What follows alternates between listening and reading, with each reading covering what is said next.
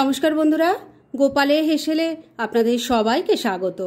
আজকে আমি রুটি পরোটার সাথে খাওয়ার জন্য দুটো দুর্দান্ত স্বাদের নিরামিষ রান্নার রেসিপি আপনাদের সাথে শেয়ার করব, যেটা খুব কম সময় কম উপকরণে তৈরি হয়ে যাবে, অথচ সবার কিন্তু খেতে ভীষণ ভালো লাগবে। তাই চলুন আর সময় নষ্ট না করে রান্নাগুলো করে ফেলি। আজকে রুটি দিয়ে খাওয়ার জন্য দুটো চটজলদি দারুণ টেস্টি নিরামিষ রান্না করব। তার প্রথমটা তৈরি করছি, সেজন্য কড়াইয়ে সরষের তেল গরম করে নিয়েছি।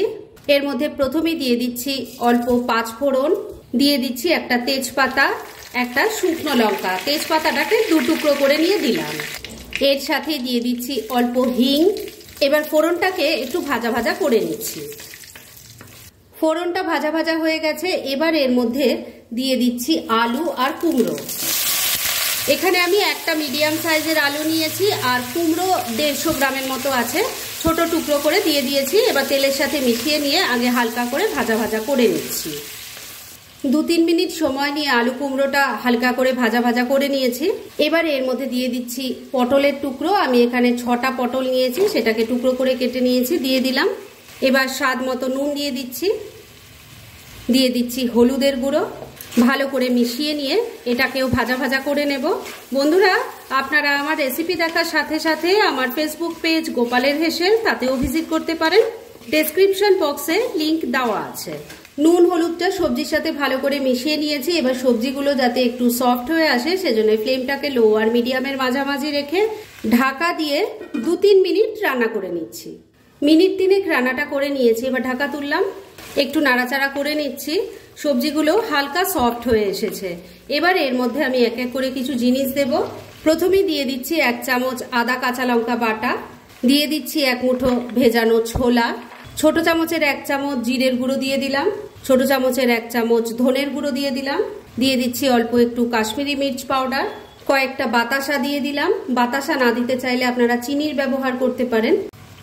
এবার সবকিছু খুব ভালো করে মিশিয়ে নিচ্ছি। নুন কিন্তু আগেই দিয়েছিলাম, তাই এখানে আমি আর নুন দেব না। রান্না যখন শেষের পর্যায়ে থাকবে তখন একবার আমি টেস্ট করে দেখব, যদি নুনের দরকার হয় তখন আমি দেব। সমস্ত কিছু খুব ভালো করে মিশিয়ে নিয়েছি। তবে এই সবজির সাথে মশলা যাতে ভালো করে কষানো হয়ে যায়, সেজন্য ফ্লেমটাকে লো আর মিডিয়ামের মাঝামাঝি রেখে ঢাকা দিয়ে 2-3 মিনিট আবারও রান্নাটা করে নিচ্ছি। মিনিট 3 রান্নাটা করে নিয়েছি। এবার ঢাকা তুললাম। সবজিগুলো কিন্তু এখন অনেকটাই সফট হয়ে এসছে, একটু নাড়াচাড়া করে দিচ্ছি। আর এবার এর মধ্যে গ্রেভির জন্য জল দিয়ে দেব। এই রান্নাটা কিন্তু একদম শুকনো শুকনো হয় না, আবার ঝোলঝোলও ভালো লাগবে না, তবে সবজি সেদ্ধ হতে হবে, সেই বুঝে জল দেবেন। আমি 1 গ্লাস পরিমাণ জল দিয়েছি। এবার ভালো করে সব মিশিয়ে নিচ্ছি। সবকিছু খুব ভালো করে মিশিয়ে নিলাম। এবার এর মধ্যে দিয়ে দিচ্ছি 2টো চিড়ে রাখা কাঁচা লঙ্কা, মিশিয়ে দিলাম। এবার ফ্লেমটাকে ওই লো আর মিডিয়ামের মাঝামাঝি রেখে ঢাকা দিয়ে 4-5 মিনিট আবারও রান্নাটা করে নিচ্ছি। মিনিট 5 রান্নাটা করে নিয়েছি। এবার ঢাকা তুললাম। আমি কিন্তু মাঝে একবার ঢাকা তুলে নাড়াচাড়া করে দিয়েছিলাম আর নুন মিষ্টিটা চেক করে নিয়েছিলাম। আমার এই তরকারিটার মধ্যে নুনটা একটু কম লাগছিল, তো আমি সেটা দিয়ে দিয়েছিলাম। রান্না কিন্তু মোটামুটি রেডি হয়ে এসছে। সবজি ভালো মতো সেদ্ধ হয়ে গেছে, আমি তো দেখে নিয়েছি, আপনাদেরও দেখিয়ে দিই। দেখুন আলুর টুকরো সুন্দর সেদ্ধ হয়ে গেছে, পটলটাও দেখিয়ে দিচ্ছি। দেখুন সুন্দরভাবে সেদ্ধ হয়ে গেছে। আর কুমড়ো তো নরম জিনিস, তার মানে রান্না কিন্তু মোটামুটি রেডি। এইটুকু গ্রেভি থাকতে থাকতে আমি নামাবো, কেননা ঠান্ডা হলে এটা আরো ঘন হয়ে যাবে। তবে শেষ পর্যায়ে এর টেস্ট আরো বাড়ানোর জন্য এর মধ্যে দিয়ে দিচ্ছি অল্প একটু ঘি, মিশিয়ে নিচ্ছি। ঘিটা ভালো করে মিশিয়ে নিয়েছি। রান্না এবার একদম রেডি। গ্যাসটা বন্ধ করে দিলাম। এবার এটাকে আপাতত আমি ঢাকা দিয়ে রেখে দিচ্ছি। আর সেকেন্ড যে রেসিপিটা তৈরি করব সেটা বানিয়ে নিই, তারপর দুটো একসাথে সার্ভ করে আপনাদের দেখাচ্ছি। রুটি দিয়ে খাওয়ার জন্য ফার্স্ট রেসিপিটা তো তৈরি হয়ে গেছে। এবার সেকেন্ডটা তৈরি করব, সেজন্য কড়ায় অল্প সর্ষের তেল দিয়ে গরম করে নিয়েছি। দুটো রান্নাই কিন্তু সর্ষের তেলে করলেই বেশি ভালো হবে। এর মধ্যে দিয়ে দিচ্ছি অল্প পাঁচফোড়ন আর একটা শুকনো লঙ্কা। আপনারা এখানে পাঁচফোড়নের জায়গায় কালো জিরে বা সাদা জিরেরও ব্যবহার করতে পারেন। ফোড়নটা একটু নাড়াচাড়া করে নিচ্ছি। ফোড়নটা ভাজা ভাজা হয়ে গেছে। এবার এর মধ্যে দিয়ে দিচ্ছি আলুর টুকরো। আমি এখানে 2টো মিডিয়াম সাইজের আলু টুকরো করে কেটে নিয়েছি। এবার তেলের সাথে মিশিয়ে নিয়ে আলুর টুকরোগুলোকে আগে হালকা করে ভাজা ভাজা করে নিয়েছি। ওদিকে আলুগুলো ভাজা ভাজা হচ্ছে, আর এইদিকে আমি এই রান্নার জন্য একটা মশলা তৈরি করে নেব। সেজন্য তড়কা প্যানের মধ্যে 1 চামচ গোটা জিরে দিয়ে দিয়েছি। এবার ফ্লেমটাকে কমে রেখে এই জিরেটাকে ড্রাই রোস্ট করে নেব। আমি যেহেতু আলুর পরিমাণটা কম নিয়েছি তাই কিন্তু আমি মশলা কম দিয়েছি, তবে আপনারা যদি বেশি পরিমাণ এটা তৈরি করেন তাহলে জিরের পরিমাণটা মানে মশলার পরিমাণটা আরেকটু বাড়িয়ে দেবেন। জিরেটা দেখুন ড্রাই রোস্ট হয়ে গেছে, এটা চড়বড় করে ফুটতে শুরু করেছে। এবার এটাকে আমি নামিয়ে নিচ্ছি। ড্রাই রোস্ট করা জিরেটা নামিয়ে রেখে দিয়েছি। এবার তড়কা প্যানের মধ্যে আবার দিয়ে দিয়েছি একটু কাসুরি মেথি, এটাকেও ফ্লেম কমে রেখে ড্রাই রোস্ট করে নিচ্ছি। এটাও ড্রাই রোস্ট হয়ে গেছে, গ্যাস বন্ধ করে দিলাম। এবার এটাকেও নামিয়ে ঠান্ডা করে নিচ্ছি। মিনিট 2 সময় নিয়ে আলুর টুকরোগুলো একটু হালকা করে ভাজা ভাজা করে নিয়েছি। এবার এর মধ্যে এক এক করে আমি কিছু জিনিস দেব। প্রথমেই দিয়ে দিচ্ছি ছোট চামচের 1 চামচ গ্রেট করা আদা, দিয়ে দিচ্ছি কেটে রাখা টমেটো, এখানে ছোট সাইজের 2টো টমেটো আছে, 2টো ফাটিয়ে নেওয়া কাঁচা লঙ্কা দিয়ে দিলাম, দিয়ে দিচ্ছি স্বাদ মতো নুন। এবার সবকিছু খুব ভালো করে মিশিয়ে নিচ্ছি। আমি কিন্তু এই রান্নায় হলুদের ব্যবহার করছি না, তবে আপনারা চাইলে করতে পারেন। এই টমেটোটা মেল্ট হয়ে গিয়ে এর থেকেই কিন্তু আলুর দারুণ একটা কালার আসে।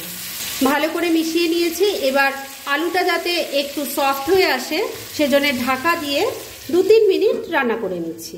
আলুটাও ভাজা ভাজা হয়ে গেছে, ঢাকা তুললাম। টমেটোগুলো দেখুন সুন্দর সফট হয়ে গেছে। এবার এর মধ্যে ড্রাই রোস্ট করা যে জিরেটা রেখেছিলাম সেটা গুঁড়ো করে নিয়েছি, দিয়ে দিলাম, মিশিয়ে নিচ্ছি।